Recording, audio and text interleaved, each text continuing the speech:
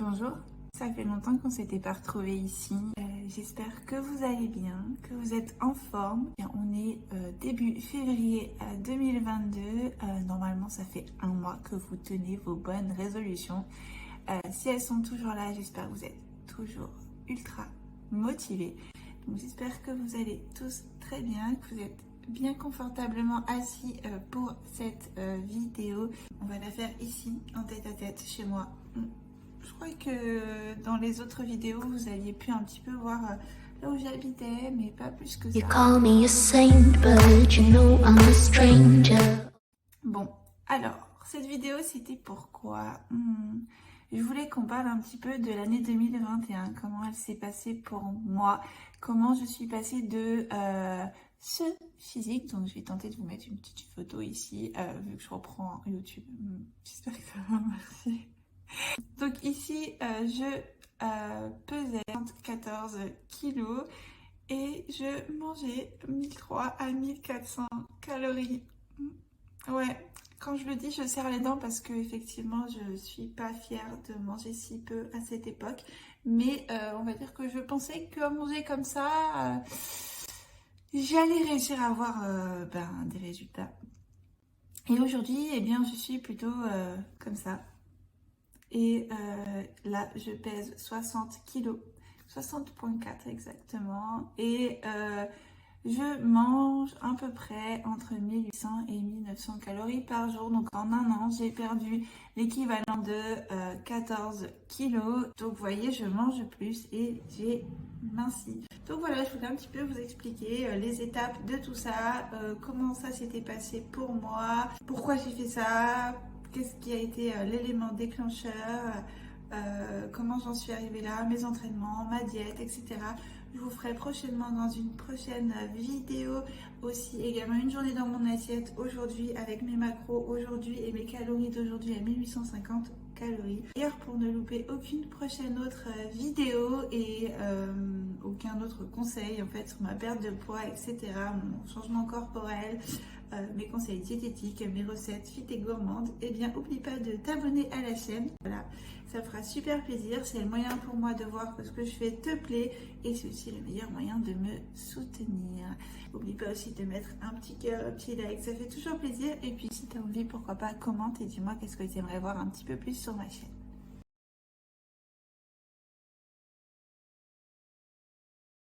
Mon Instagram. Vous voyez que j'affiche une perte de 40 kilos. Donc j'ai pas perdu 40 kilos comme ça. C'est fait en deux étapes. Une première pendant ma partie d'enfance et la seconde maintenant. Donc j'ai repris du poids entre temps. Mais tout ça, je vous l'avais déjà expliqué dans une vidéo que je vais vous remettre juste ici ou par ici, je sais plus trop.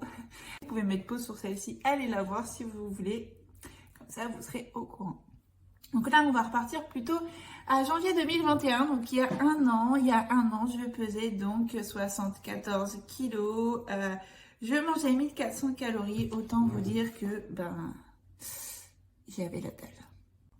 J'étais, affamée, mes trainings étaient carrément pas efficaces, étant donné que je ne mangeais pas assez, autant vous dire que j'avais pas d'énergie, de zéro congestion, compliqué pour avancer.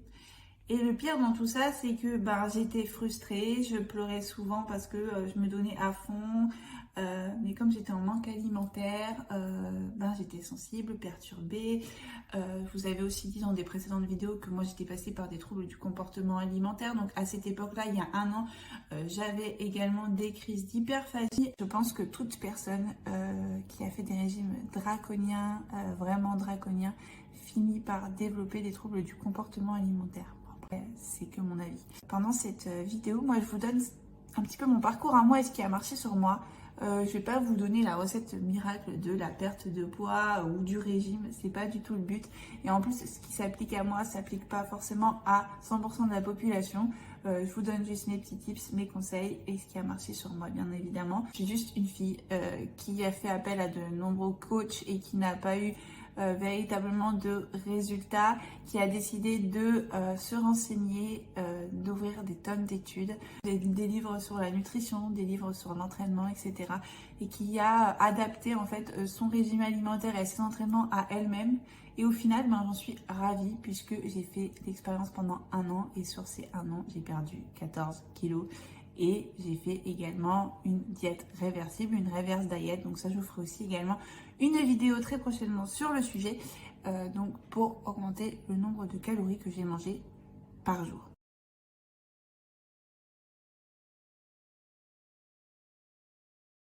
Donc je disais, il y a 1 an, 74 kilos, 1400 calories. Bon, j'étais pas bien, clairement, j'étais mal dans ma peau. M'habiller, manger, m'entraîner. Il y a un truc que je disais souvent. Je disais tout le temps à mon copain que j'étais le genre de meuf qui allait s'entraîner 5 à 6 fois par semaine et qui avait absolument pas le physique d'une sportive alors qu'elle s'entraînait durement et qu'elle mangeait vraiment de manière équilibrée. Pour moi, à cette époque-là, je mangeais de manière équilibrée et je n'avais pas de résultats physiques. Et pour moi, je ne ressemblais absolument pas à une fit girl, entre guillemets. J'avais plutôt l'impression d'avoir un corps de lâche que autre chose. Mais après, il faut savoir que j'ai toujours eu le regard hyper critique sur moi-même. C'est juste tout simplement que j'ai toujours eu peur de reprendre du poids puisque j'ai mal vécu mon enfance étant en surpoids, en obésité. On se moquait vraiment tout le temps de moi. Et quand on se moquait pas de moi, c'était les regards jugeurs en fait. Soit clair, ce n'est pas que les enfants, mais aussi les adultes. Simplement, les adultes ont appris à être hypocrites et à le faire moins voir que les enfants. Mais clairement, pour moi, il n'y avait pas vraiment de grande différence. J'avais vraiment besoin de me sentir mieux dans ma peau et d'avoir un regard positif sur moi-même pour pouvoir en fait me détacher du regard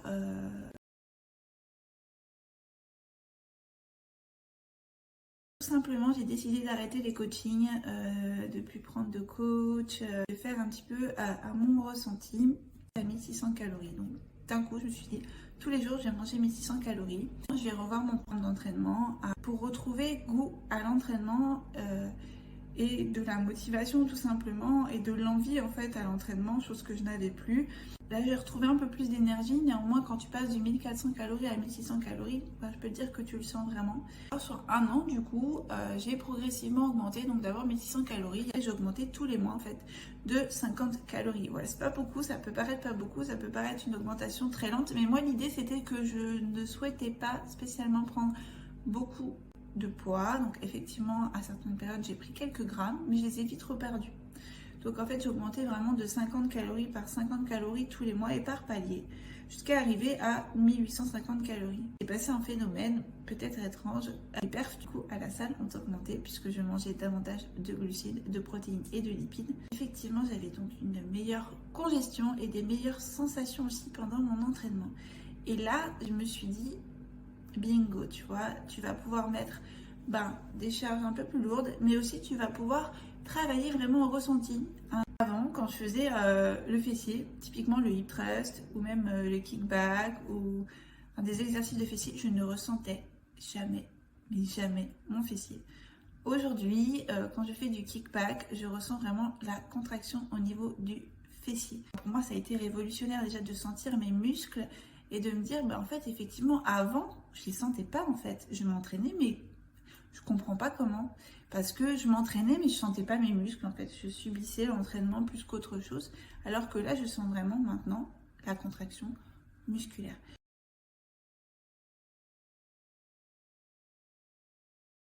J'essaie d'éviter, bien sûr, à 90% les aliments transformés.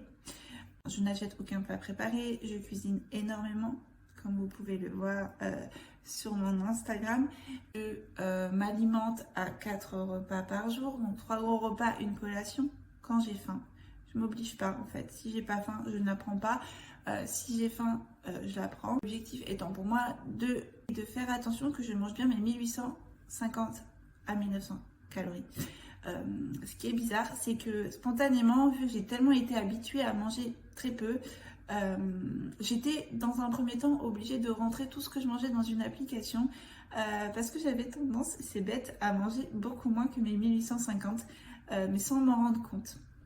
Donc je rentrais vraiment quotidiennement ce que je mangeais dans l'application pour pouvoir être sûre que je gardais une alimentation haute et que je commençais pas à la réduire en fait sans faire exprès. Oui, c'est bizarre, mais voilà. En plus, c'était vraiment plus, on va dire, psychologique que physique, mais c'était vraiment compliqué psychologiquement.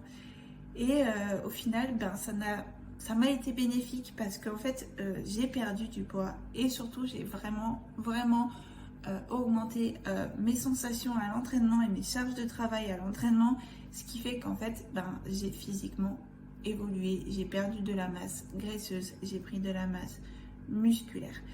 Ce que j'essaie de dire là sur le point nutrition, alimentation, c'est qu'il ne faut pas avoir peur de manger un peu plus. Alors c'est sûr que tu ne vas pas du jour au lendemain passer de 1400 calories à 2000 calories, mais progressivement augmenter des calories. En fait, sur le long terme, manger 1400 calories, c'est pas viable.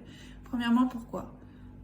Déjà parce que j'avais plus de vie sociale, je voyais plus mes amis, parce que boire un verre de vin, boire une bière, ou même manger au restaurant, c'était pas dans mes calories, et oh là là, mais quelle horreur quoi, j'étais en mode waouh, je suis plus dans mes calories, etc.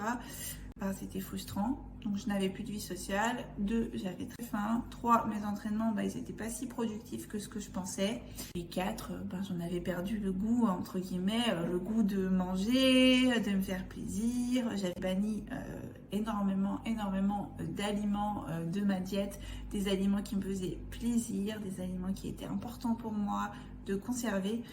Et du coup, j'avais développé des troubles du comportement alimentaire.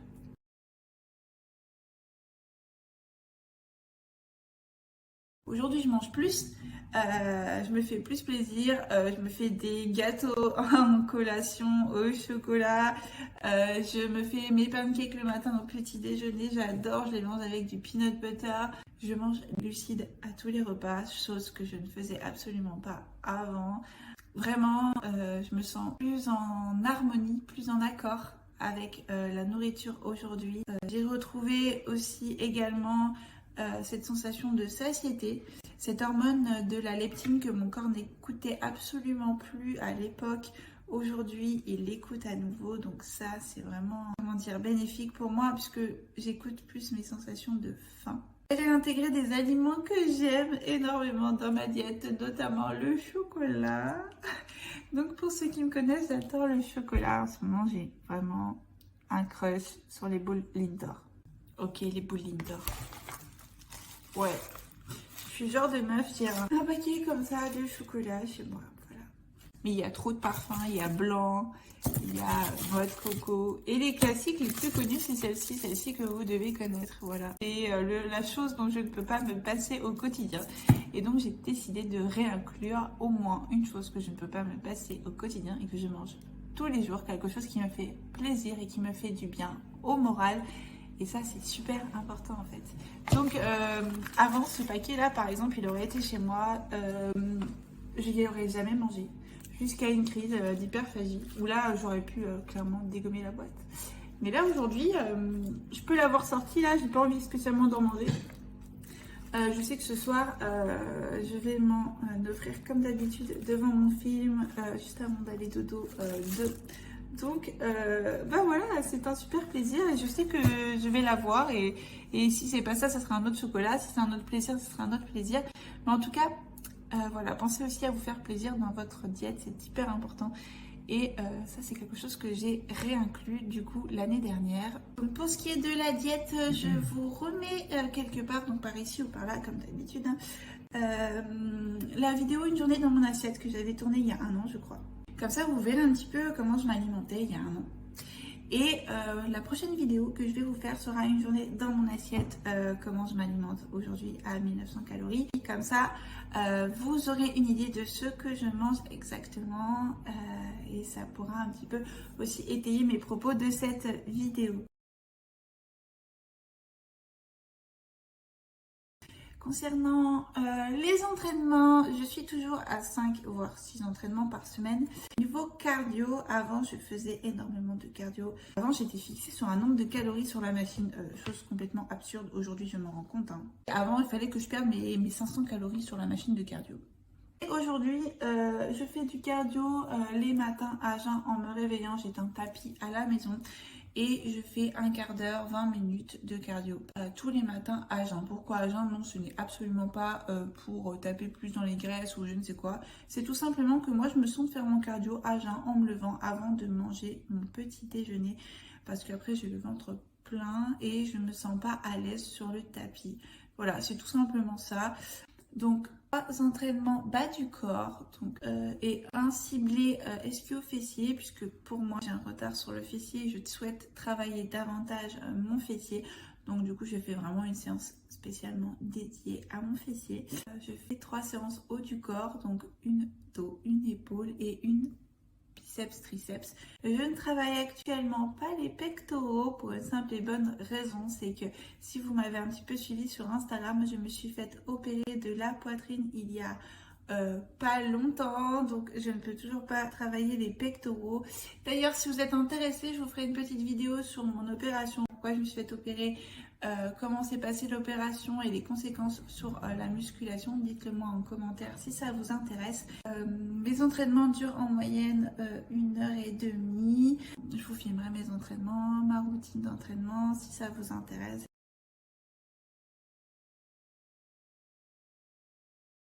Mes objectifs, c'est quoi?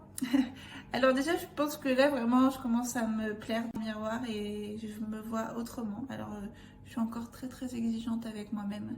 Je pense que mon principal objectif de 2022, ce serait de vraiment développer mon fessier, puisque c'est effectivement là où pour moi j'ai un retard. Je ne cherche pas spécialement à perdre plus de poids, 60,4 kg pour 1m71. Je pense que je suis plus que bien. Donc je ne cherche pas à descendre en poids. Par contre, mon objectif serait d'arriver à manger 2000 calories en arrivant à peu près à garder ce poids sur la balance. Donc j'ai encore un peu de travail en termes de reverse diet et ça, vous allez le suivre avec moi. En tout cas, je l'espère. Et surtout, j'ai envie d'avoir un peu plus confiance en moi. J'ai envie de profiter un peu plus de la vie. J'espère arriver plus facilement à aller dans un restaurant et à manger quelque chose qui me fait plaisir. Quand je vais au restaurant, j'ai plus tendance à vouloir à faire attention à ce que je vais prendre pour pas exploser mon quota calorique plutôt que de me faire plaisir. Après, j'arrive quand même à me faire plaisir au quotidien, donc je suis moins frustrée. Mais voilà, j'aimerais pouvoir passer cette étape du restaurant et manger vraiment 100% de ce qui me fait plaisir sans me dire pourquoi je vais mettre au moins 15 jours à récupérer ma shape d'avant ce cheat meal. Chose que j'ai pas parlé, ce sont les cheat meals. Est-ce que je fais des cheat meals, etc. J'appelle pas ça des cheat meals parce que je ne vais pas au buffet chinois à volonté ou au buffet à volonté à manger à m'en péter le ventre. Je ne le fais plus et je suis clairement mieux comme ça. J'inclus à la semaine des petits plaisirs, donc comme je vous disais, des petits chocolats, un peu de fromage, etc. Samedi soir, ça m'arrive de manger un tout petit peu plus calorique. Ça va être un bowl que je vais commander, mais toujours assez sain avec du riz, du saumon, du poulet. Ça peut être un bagel au saumon, un petit peu ce qui me fait envie, mais je préfère faire des petits plaisir dans la semaine plutôt que de manger à m'en péter le ventre un soir. Déjà parce que je sais pas si c'est l'âge, elle parle comme une vieille, mais je digère beaucoup moins bien qu'avant. Je sais que quand j'ai tendance à manger beaucoup plus à un repas que d'habitude, j'ai mal au ventre et je passe une nuit horrible. Et juste pour ça, je n'ai plus envie de me péter le ventre. Vraiment, ça me correspond pas le terme cheat meal. J'équilibre sur la semaine mes plaisirs et ça me va bien parce que du coup si j'ai envie de manger un bagel, je peux manger un bagel et je ne suis pas vraiment en frustration à me dire voilà un jour. Et pourtant ça je me le suis dit vraiment souvent, un jour je mangerai un bagel. Et ça y est, je l'ai mangé. Et oui, et pour info, mon premier bagel il date de la semaine dernière. Je vous mets une petite vidéo juste là. Il est magnifique. Non mais voilà, ça faisait un moment que j'en rêvais et je commence un petit peu à avoir une relation plus saine avec la nourriture et ça fait super plaisir. J'espère que cette vidéo vous a plu. On se retrouve la semaine prochaine pour une toute nouvelle vidéo qui sera une journée dans mon assiette à 1800 calories. Et après on enchaînera sur des trainings, sur la reverse diet et puis plein de petites recettes fit et gourmandes que vous pouvez manger pour perdre du poids ou pour prendre du muscle. Il suffit tout simplement de l'adapter à ces macros, donc ça sera simple et efficace. Donc n'hésitez pas à vous abonner pour me suivre. Et puis du coup je vous remets juste ici mon compte Instagram. Ici je suis vraiment présente au quotidien, vous pouvez me voir tout le temps, n'hésitez pas. Et en attendant, je vous dis de prendre bien soin de vous et je vous fais plein de bisous et on se retrouve juste plus fit et plus gourmand pour la semaine prochaine. Ciao.